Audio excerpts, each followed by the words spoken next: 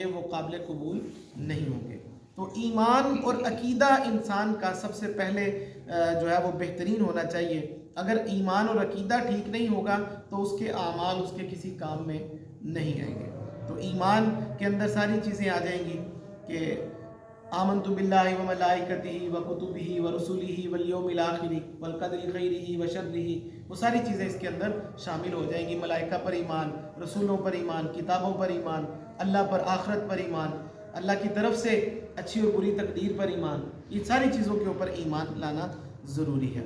وعملوا الصالحات، اور ایمان کے ساتھ عمل صالحہ، عمل صالحہ نہیں، اعمال صالحہ نہیں ہوں گے تو پھر ایمان اس کو جہنم سے تو بچائے گا، لیکن جو اس نے اعمال چھوڑے ہیں، فرائض چھوڑے، واجبات چھوڑے، اس کی اللہ کی طرف سے اس کے سے جو ہے وہ پرستی، اس کی جو ہے باز پرس ضرور ہوگی، سوال کیا جائے گا، اور اگر اللہ جو ہے وہ اپنی رحمت فرما دے تو اللہ اس سے معافی فرما سکتے ہیں۔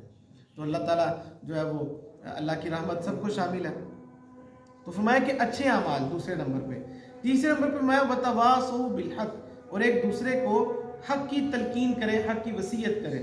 تواصوا، وصیت کے لفظ استعمال کیے ہیں۔ وصیت بندہ اس وقت کرتا ہے جب سمجھتا ہے کہ اب میرے پاس وقت بڑا کم ہے، تو بڑی قیمتی باتیں یا بڑی جو ضروری باتیں ہوں وہ انسان اپنے ورثاء سے کرتا ہے کہ یہ میری وصیت ہے۔ تو یہاں پہ وصیت کا لفظ استعمال کیا کہ ایک دوسرے کو حق کی وصیت کرتے ہیں، یعنی آپس میں جو ہے وہ دعوت و تبلیغ والا امر، عمل بالمعروف و نہی عن المنکر والا امر کرتے ہیں، لوگوں کو حق کی طرف بلاتے ہیں، برے کاموں سے روکتے ہیں۔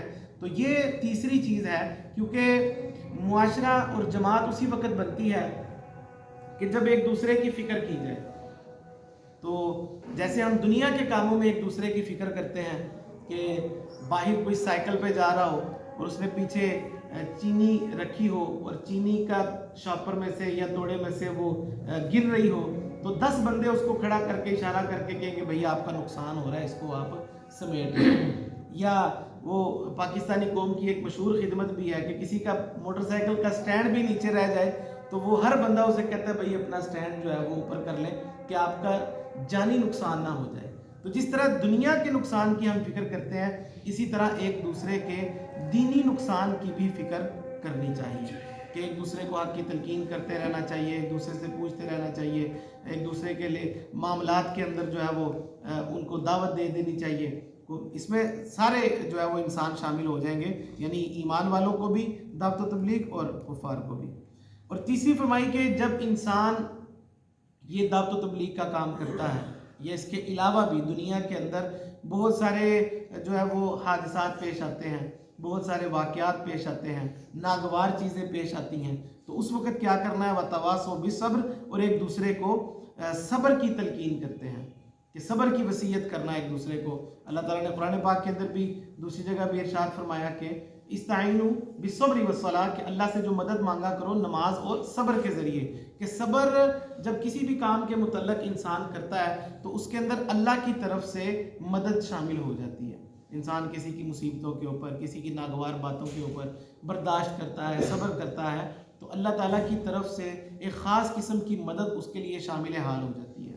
وہ ایک مشہور واقعہ بھی ہے کہ وہ ایک صحابی پہلے خاموش رہے، پھر بعد میں انہوں نے جواب دینا شروع کر دیا، تو آپ صلی اللہ علیہ وسلم نے فرمایا کہ جب تک آپ خاموش تھے تو آپ کی طرف سے اس بندے کو فرشتے جواب دے رہے تھے۔ تو اس لیے بعض موقعوں پہ جو ہے وہ صبر اللہ کی طرف سے ایک بہت نعمت ہوتی ہے، تو اس لیے صبر کی بھی تلقین کی کہ صبر بھی انسان کو جو ہے وہ کرنا چاہیے، اور ایک دوسرے کو اس کی تلقین بھی کرنی چاہیے۔ اللہ کے راستے میں جب انسان دین کا کام کرتا ہے بہت ساری مشکلات آتی ہیں، مالی طور پہ بھی مشکلات آتی ہیں، جانی طور پہ بھی مشکلات آتی ہیں۔ تو انسان جب صحابہ کرام جہاد میں جایا کرتے تھے، پیچھے بیوی بچوں کی، گھر بار کی، کسی چیز کی جو ہے وہ فکر نہیں ہوتی تھی، فکر تو ہوتی تھی لیکن اس فکر کو قربان کر کے آتے تھے۔ تو وہ ساری چیزیں اب مشکلات ہیں، ان مشکلات کے اوپر صبر کرنا۔ 313 ادھر ہیں اور ادھر 1000 لوگ ہیں، اور سامنے نظر بھی آ رہا ہے کہ ان کے پاس گھوڑے زیادہ، ان کے پاس اسلحہ زیادہ، ان کے پاس جو ہے وہ ساز و سامان زیادہ، لیکن اس کے باوجود اپنے آپ کو میدان جنگ کے اندر اتار لینا، مشکلات میں اتار لینا، تو یہ صبر ہے۔ تو صبر کی تلقین بھی ایک دوسرے کو کرنی چاہیے. تو یہاں پہ الغرض اس سورہ مبارکہ کے اندر 4 چیزوں کی تعلیم ہے. نمبر 1 ایمان، نمبر 2 اعمال صالحہ، نمبر 3 حق کی دعوت، اور نمبر 3 صبر کی دعوت. تو حق کی دعوت کے اندر بھی حضرت مولانا اشرف علی تھانوی رحمۃ اللہ علیہ نے یہ بات لکھی کہ دعوت آپ کی حق کس وقت ہوگی.